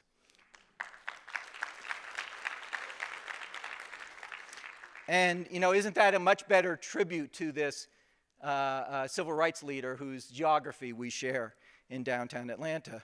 Now, the question will come, are the students benefiting from these increased number of degrees? And the reality is our graduates don't earn as much as graduates from elite institutions. I think it's true in South Africa, but I know from the US data, the best predictor of a university student's income after they graduate is still their family income before they matriculate. But what Georgia State is a national leader with regard to is what we call social mobility. So we're one of the best institutions in the US in taking students who enter college with families from the bottom quintile, the bottom 20% of Americans by annual household income, and moving them into the upper half of Americans by annual household income 10 years after first matriculation. So this does make a difference. It is a transformative difference. And the last thing I'm going to say, and then we'll open things up to some questions and comments, it's not just some kind of miracle at Georgia State. This is not some magic formula that we've constructed. What we're doing is delivering personalized attention to students at scale. The institute I now direct is working with over 130 institutions, including one in South Africa, University of the Free State. We are delivering diagnostics to help institutions understand where their administrative structures are contributing to the attrition of students, and then offering recommendations and support to help these institutions correct those problems and introduce technology and data-informed programs like I described this afternoon. We're based on principles you're now familiar with. Institutions can be their own worst enemy. We create administrative structures, in many cases designed to help students, but the reality is, and you know it's true at your institution as well, some of these structures are the very reason students are dropping and flunking out, because they can't navigate the bureaucracy. More than that, the structures disproportionately impact first-generation low-income students. So they're also contributing to the equity gaps on your campus. We can diagnose where those problems are, and we can now offer scalable solutions. The problem in student success has never been not knowing what to do. We've always wanted to deliver more personalized attention to our students. The problem at most of our institutions in Georgia State, it's absolutely true for, we couldn't afford to do it. In the past, it meant just hiring up more people. We didn't have the revenue to do that. Now, with some of the data-based approaches we've talked about this afternoon, AI and CRMs and predictive analytics and so forth, we can level the playing field. We can deliver personalized supports for students at scale. We look at all these administrative structures, the type that we've been talking about this afternoon, registration, admissions, financial aid, advising, and we try to support with better scalable approaches. All that we recommend at the NIST are approaches that are based on evidence. They have positive ROIs. They're systematic and scalable. The kind of changes you make this month by the next semester will impact not just a small subset of your students, but all of your students, because we're helping these systems to be improved. And what we've seen is that the changes can occur quite quickly. So the NIST, the institute I direct, has only been in existence for 3.5 years. The first group of institutions we work with, they've seen improvements in their retention rates on average of 10 percentage points. At the same time, across the US, the average improvement in retention rates has been about 1.5 points. So we're talking about 6-7 times better results for the students and the campuses that are working through this process. And it's not just their retention rates that have improved, because these are systematic changes that impact not just the new students coming in, but all the students enrolled. These institutions have seen significant improvements in enrollments overall. Just among that first seven institutions we began working with, the gains in tuition and fee revenues are now over $70 million annually. So about $10 million per institution, just in the first couple years. Those numbers will grow over time. What we've seen with our NIST partners, which are the bright blue line here, is that because we target institutions that enroll lots of low-income first-gen and minoritized students, that 3 years ago, our partner institutions were performing lower than the sector overall, lower than their counterparts. But that gap began to close after 1 year, and what you can see happening in more recent years is now these partner institutions that do enroll disproportionately large numbers of low-income first-gen and minoritized students are now outperforming the sector overall, are actually performing at better levels than the average American university. And what's happening from an equity perspective? I've been talking about this over and over again. The same phenomena we saw at Georgia State is now being replicated across 130 NIST partner institutions. Students from all groups are doing better. So our white students at the NIST institutions, their retention rates over the last couple years have improved by over 6 points. Much better, 4 times better than the national average over the last couple years. But for Black and Hispanic students, the gains are even stronger than that, 10 and almost 12 points respectively. So the very last thing I'm just going to say is you have more power in your hands than you give yourself credit for, right? As institutions, we cannot control always demographics. We can't control the academic preparation of incoming students in all instances. We can't control their finances. We can't control politics. That's going to, the winds will blow in different directions at different times and so forth. You have a lot of control over the way you support your students, the kind of guidance you give them, the kind of interventions you offer. And if the lesson of Georgia State is nothing other than this, then understand that those efforts alone can be transformative. Those can help you deliver on the promise your institution is making to your students and your families. You can make a difference at scale. So thank you so much for your attention, but thank you even more for the work you're doing on behalf of students every single day. Thank you.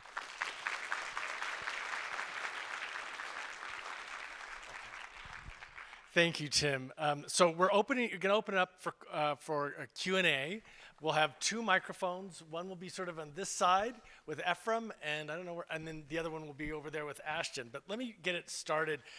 So I have this, I'm curious, you've now worked with 130 institutions with the NIS. And what's the biggest surprise you found with working with all these different institutions? Because, one of the initial criticisms was, okay, first they said, oh, it's not true. That was the reaction. They couldn't have done it. Then the second reaction was, it can't be replicated. So now that it's being replicated, what's been the surprise? Okay, great question. I'll start with a positive surprise, because we ran models thinking about how long would it be before we began to see things like significant improvements in retention rates or enrollment at our campuses. So one positive surprise is those outcomes come much more quickly than we had modeled. We were conservative in what we promised. Some of our funders were a nonprofit organization, largely supported by philanthropy, including generosity from the Kresge Foundation. It's really been amazing. Within 12 months, we're beginning to see measurable changes, and then 2-3 years out, significant changes that are impacting the finances of the institution. What I'm not surprised by, I know you didn't ask this, is how similar the problems are. And I want to kind of raise that for this room as well. Our first reaction is always, and I've visited more than 500 universities across the globe, not just in South Africa, New Zealand, Australia, and so forth. And I've visited many, many in the United States. One of the first reactions is, yes, but our students are different. Yes, but we're unique. Yes, but you don't understand this or that. And the reality is, looking at 130 institutions, not in passing, but intense analysis of data and what's happening on these campuses, there's much more in common than there are differences. Yes, there are differences in the way you fund your students, but it is still the case that lack of academic preparation, lack of proper financing is a major reason students drop out. Yes, there are different ways that you support students, but it's still the case. If we can provide timely and personalized support for students at scale, they will respond. And so we should build upon those commonalities, because there's a lot of learning out there that you don't have to suffer through. We had a lot of trial and error at Georgia State to figure out some of these things. And now there's a great deal of evidence, a really resounding body of evidence to show there are better ways to do some of these things. Thanks. Ephraim, I think there's a man in the back in the gray suit. Testing 1, 2, 3. There you go. If you could say your name and your institution, please. Yes, my name is Kresge Foundation. I'm from the University of South Africa. I lead an analytics center of excellence at UNISA for short. And firstly, thank you for a fascinating presentation. That was eye-opening indeed. What jumped out at me is you arriving at over 800 risk indicators that are tracked. And my question around that is, how long did it take to get to 800 firstly? Secondly, which key stakeholders within the institution have actually contributed to those 800 indicators? Mm-hmm. And thirdly, have you sort of ranked them, sort of identified which ones have or are likely to have more of an influence on student success? And what techniques have you used to do that? Are you perhaps using data science techniques where you're identifying the extent to which these factors are influencing a particular success outcome metric of some sort? Thank you.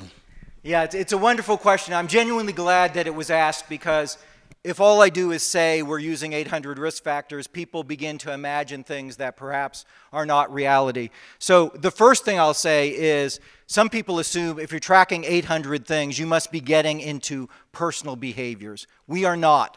All 800 risk factors we're tracking are based upon data points we've always been collecting about Georgia State students, and data points we need to collect in order to be accredited, in order to be sustained as a funded university. Things like the modules they register for, their academic programs, the grades they receive, and so forth. So how do we get to 800? Well, we are using data science in order to generate this. Some of the factors we're tracking are very basic and intuitive. I gave you some examples, like making sure the students are signed up for the right modules in the right order, how they're performing in key modules within their academic program. That's kind of intuitive, but we're scaling the use of those sorts of data. There are other data that we're collecting in the analytics that's more obscure. For instance, we found something that we label toxic combinations of courses. At Georgia State, if a student registers for organic chemistry and calculus in the same semester, in the same term, their chances of passing both courses is about 20% lower than if they register for those two courses in succession. And what we found, it didn't really matter what order. They could take either one first or second, but just not try both of them the same semester. We have good, talented faculty and staff at Georgia State, but I can say until we ran the numbers with the data scientists, we didn't know that. But now we not only know it, we can have it electronically flagged. When a student registers for those modules in the same semester, we'll flag it. We don't actually have a policy that prevents the student from taking those two modules in the same semester, but we do now have a process that warns the student. Here's the data, and we share the data. This is exactly why we reached out to you. Did you know your chances of passing both of these modules will go up by 20% if you take one of them this semester and then the second one the next semester? And 90% of the students who get that advice follow it, right? They say, oh, I didn't know this. Thank you. This is very useful to me. We find that this is treating our students with more respect, in treating them as the adults that they are, to give them the information they make to make more informed decisions. So some of those 800 factors are more obscure, and some of them are related to different academic programs. For instance, we found you can have two students sitting in the same math module, both getting a C grade. But one of the students is not at risk for not graduating because, say they're an English literature major, this is the only math course they need to take, they got a C grade, not great, but they're going to move on, and they'll probably do much better in their English literature and other humanities courses. The other student sitting one seat over gets the exact same grade in the same class, but is an economics major. And that C grade is a high warning that this student is not going to get, without some intervention and added help in math, is not going to succeed in upper-level economics courses. So a lot of them, the 800 are specified by individual majors and so forth. We update these analytics every term, so we're adding new data. Some of the alerts have dropped out, some of them have been added on. But when we talk about collaboration across campus, and I know you asked who's involved, what we've seen is sometimes there's this caricature that faculty will not be willing to change or adaptive. What we found is if you share good data with faculty, they are quite willing to change. A great example are micro and macro economics modules at Georgia State. That when we first started running this program 12 years ago, all kinds of alerts were going off in the early part of the semester because students early on in the term were not grasping the information and were at high risk of failing these particular modules. We brought that data to the economics department and said, look, this is what's happening. You've never quite quantified it before, but now we can. And they went and changed the way they teach the first 4 weeks or so of the micro and macro economics course, so those alerts are not going off in the same way that they did when we first launched 12 years ago. So, this is the power of these data, that they help us diagnose things that may be invisible to us. These toxic combinations of courses, perhaps a program design in economics where the pedagogy isn't quite right and so forth. This is the way we can listen to students. Other than just talking to them, we can listen to them and hear things that even they may not be able to articulate. No student might be able to say in the same convincing way as the data that don't take organic chemistry and calculus together in the same semester.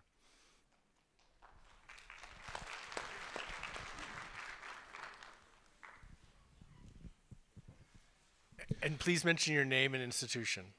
Okay, greetings everyone. And my name is Judicial. I'm from the Northwest University.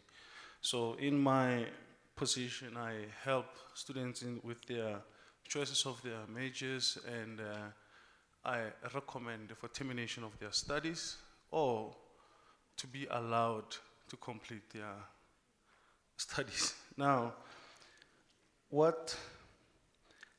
some of the things which we realized, which I think are quite similar, was lack of knowledge or communication from students. For an example, students will not know that if they are going through some emotional issues, there are psychologists on campus who assist them with that.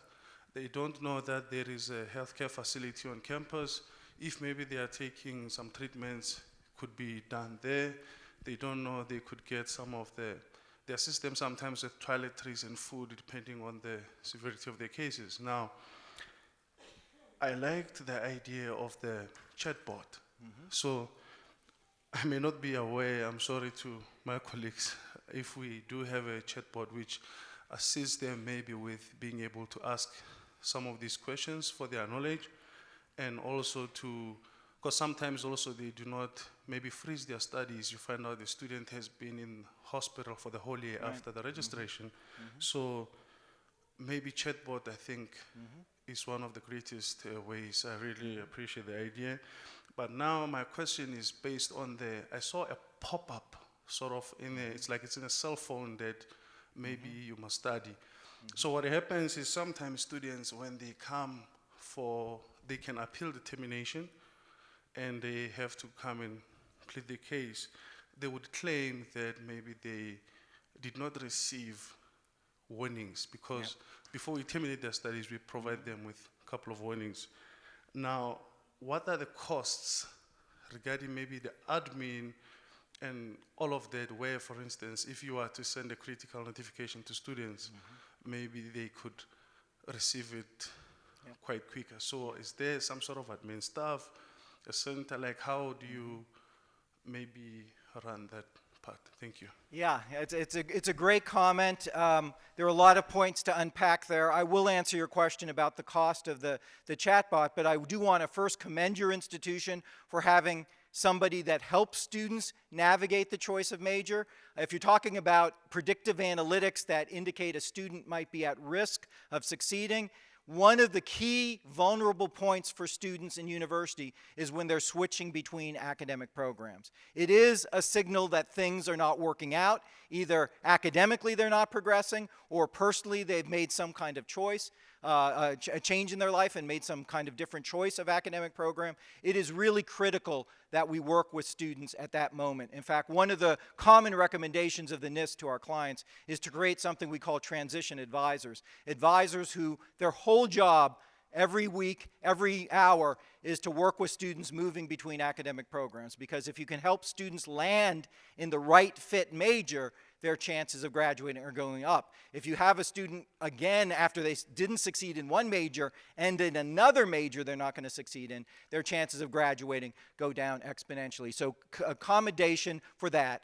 Secondly, your point about the importance of chatbot, I will give a plug. Tomorrow there'll be a 2-hour class led by my good colleague Drew from Mainstay, but I'll help out as well, talking about the way we can use chatbot to listen to students. One thing I'll mention that you may not be aware of, when we scaled the chatbot, we programmed into it trigger words. If a student talks about harming themselves, harming somebody else, being depressed and so forth, the comment, the text does not get answered by the AI. It is immediately flagged and sent to a live human being in our Dean of Students office, and we reach out to those students directly. And there have been numerous documented cases at Georgia State where students were going through emotional crises. They didn't talk to their family about it.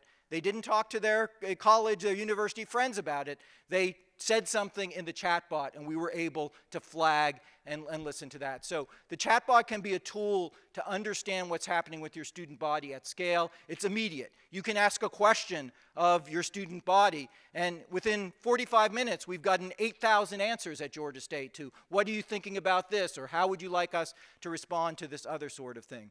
As far as costs are concerned, we do have a small staff that runs our chatbot. Historically, it's been between 2 and 3 dedicated people. That's not inconsiderable, 2 to 3 FTE, but on the other hand, we're talking about hundreds of thousands of exchanges with students, and through our randomized control trials, documented improvements in retention that as a result produce stronger revenues as well.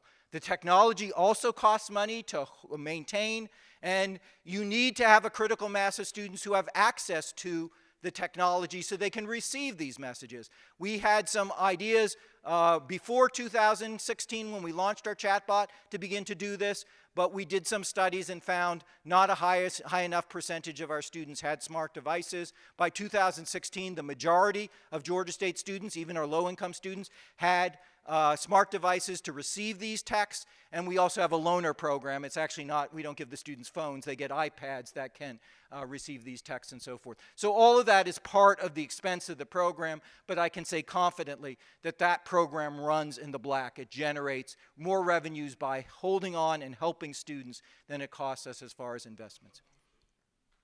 Yep.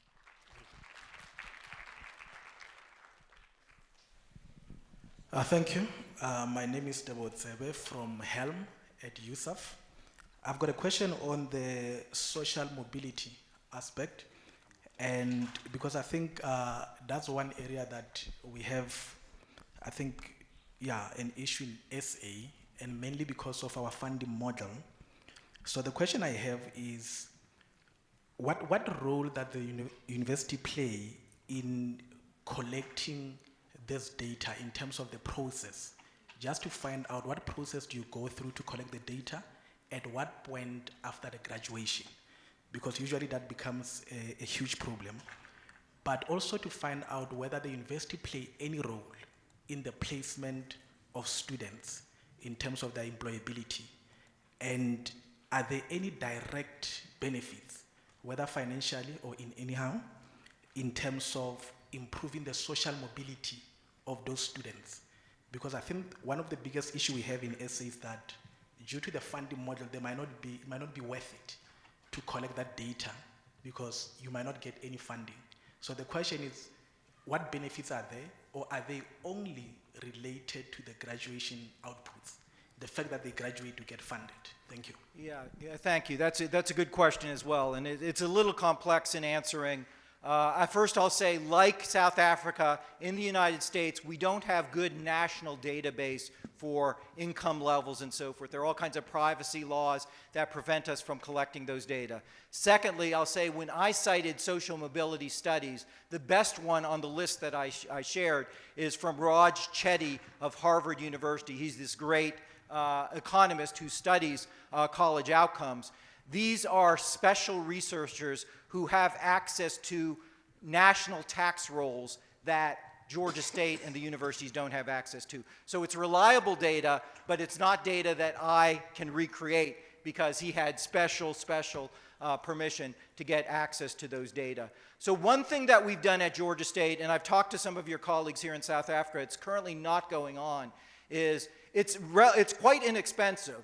We've begun to use data scraping tools to find our alums. We had always offered surveys, and we still do, but I'll say from a statistical perspective, the surveys do not produce significant results, reliable results, because we send surveys to our alums, and we ask them to write back to us about what they're doing and where they are in careers, and you end up hearing back from 5% of your alums, and that's not a randomized sample. It'll be a group of disgruntled people who are writing back saying, this was a waste of my money, or people who are doing really well who are, oh, you know, I want to brag about what I'm doing.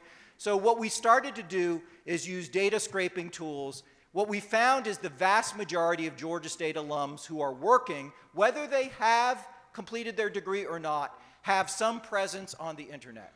And what you can do, LinkedIn is the most obvious example, is scrape looking for people who indicate that they attended Georgia State University and then compile the data. That's what we do for our first-year students when we want to help them pick between majors or academic programs, is we're gathering those data that we've scraped and said, here's what the data shows. We estimate at Georgia State we have about 220 living alumni. We've been able to find about 170,000 of them on various internet searches. We're looking not just at LinkedIn, but more than 100 professional websites. That whole process costs us under $50,000 a year to do that data scraping. It's not 100% reliable. It'd be much better from a data perspective to have direct access to tax records and census records and so forth, but that's politically not on the horizon in the United States. It may not be here either. So there's these other approaches that can be taken. And that's not only valuable for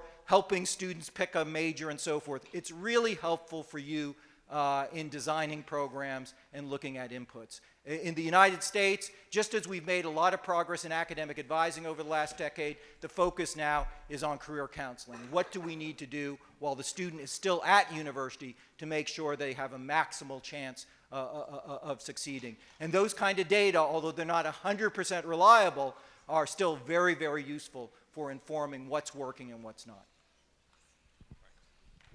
I'll just add that there is a data warehouse project that Siyaphumelela has been supporting. It's been working with WITS and some other institutions.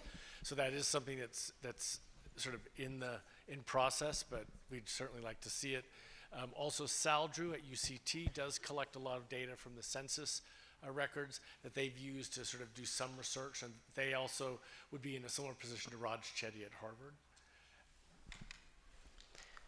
Yeah, thanks, Prof, for the inspiring presentation. I'm Bonzamo Joseph from the University of Pretoria. So I should understand behind the 14-year journey that you just shared, there is people, there is culture, and there is also the management of change.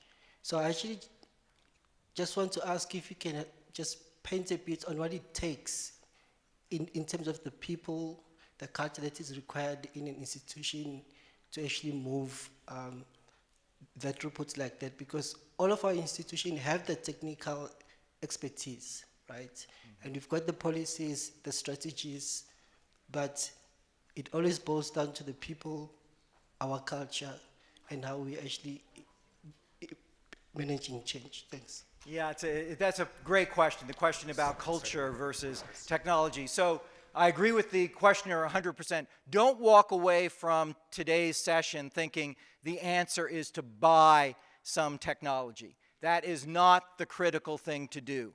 The technology can help, but it will only help if you get on top of changing the culture. You need people to do things differently on a day-to-day basis than the way they're currently doing things. And that's the goal, not primarily the technology. The technology can be an enabler.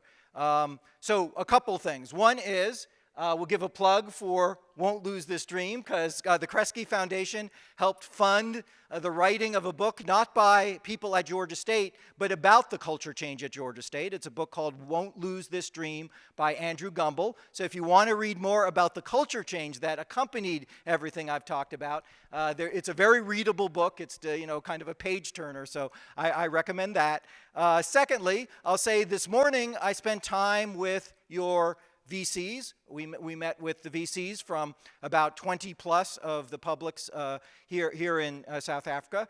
And so it is critical that you have all parties involved. I'll say this, when my institute started working with dozens and now more than 100 universities, our initial notion was we would work with practitioners. Who are the advisors? Who are the financial aid officers? Who are the registrars? Let's work with them so that they can be more proactive and data-based and so forth. And about 3 months into this work, we changed our strategy to say we need, for every campus that we're going to work with, every university we work with, the sign-off has to be from the president in the US or from the VC. And not only that, they not only have to sign off on the engagement, but they have to agree that after the first 6 months that the NIST is working with their institution, they're going to schedule a 90-minute meeting, they're going to be present, and all of the top leadership, what we call the cabinet, are going to be present as well. And now, since we did that, we've worked with about 100 institutions, and all but 2 have delivered on that promise. They've delivered their VC, they delivered their leadership and so forth, because what we found is while the change in day-to-day activity will be from the practitioner side. So an academic advisor who right now has a model of waiting for a student to make an appointment before they engage with that particular student. Now we'll have to change to a model where they're looking at early alerts and predictive analytics and then reaching out to students. That's a major, major change for the day-to-day work of that particular practitioner, that academic advisor. But it also requires the VC or the president to do something, which is charge a committee to say, we're going to come up with a new standard for how we're going to do academic advising, and then we're going to come up with training so that all the advisors know what to do, and then we're going to come up with requirements that say, this is not going to be optional. You can't opt out and say, no, I'll just stick to the way I've been doing things for the last 10 years. You're going to have to do these things. So we found that it was critical for culture change that we get the sign-off at the top of the institution and it not be superficial, just signing a form, that it be substantive, that they sit there, be engaged. And we give specific recommendations. I shared 1 or 2 examples with the VCs this morning saying, here's what your practitioners need to do, here's what you need to do. And this has to happen over the next 3 months in order for this to happen.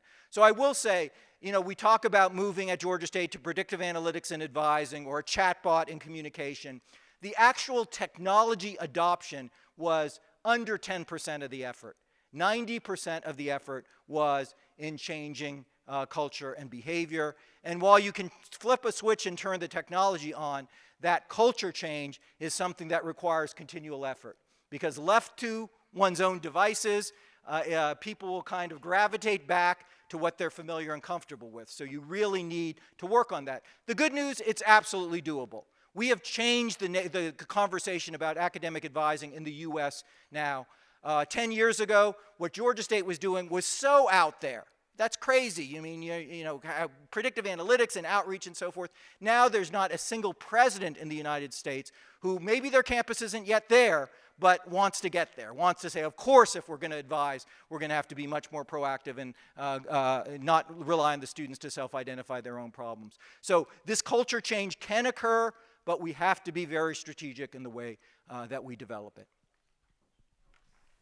So we only have time for one more question, and there is our lucky questioner. Thank you. My name is Gugu. I'm from the University of Pretoria. I work in the financial aid office, and it's our first time coming to the Student Success Conference. My question is very brief. I just wanted to know about the entry requirements versus the success rate. There's a lot of misconception about if you want students that are going to graduate, then just hype your admission point system, the score that is required for the program. I think it has gone to levels that we are now unable to cope with, not meeting enrollment targets, because everyone thinks that if you want the quality student, then just make the entry requirements straight A's and then everything is going to be okay. So is there a way where we can start advocating for those admission requirements to be lowered a bit so that more students can gain access to higher education? Thanks. Thank you, and I agree with that sentiment entirely, yes. And it's a simple question. I can offer a simple answer. Any student who completes a secondary degree, a high school diploma, is admitted to Georgia State, period. So there are no additional test requirements and so forth. So all the gains that you saw made on that screen, and I try to indicate at the front end, but maybe it's great that we're closing on this point, are not done by admitting students who are better prepared academically, have higher test scores, have better finances and so forth. Over the last decade, we've broadened our admissions criteria at Georgia State. We're admitting more students than we ever did in the past. And this has been said before, but as we leave our imprint on our institutions and hopefully have very productive careers, I can say personally, I'd be much prouder to be known for the students we admit than the students we exclude. And for far too long in higher education, institutions have taken pride in the fact that they're excluding all kinds of students who are dreaming for a better life, have every ability to succeed at university. That should never be an indicator of success in post-secondary work. What we need to succeed with are the students who need us most. And that's where your work on a day-to-day basis is absolutely critical. So thank you so much again for all you do.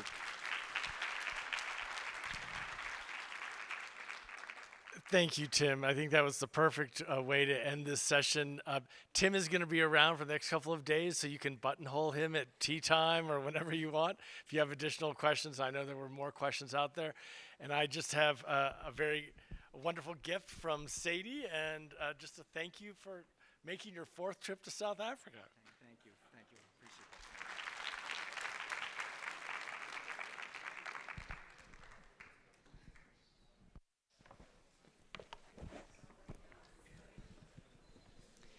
Okay, thanks very much, everybody. So we'll be breaking now for our refreshment and comfort break. The refreshments are going to be served on the patio behind us, and we'll be back here at 4 o'clock. Just a correction in the program, at 4 o'clock we'll have Professor Thandi Lewin, who'll be presenting on the trends in funding collaboration for student success, followed by our Dream Scholars. And thereafter we'll be having our poster session with refreshments, as well as wine and beer for those of you as an incentive to stay. Thanks, enjoy your refreshment break.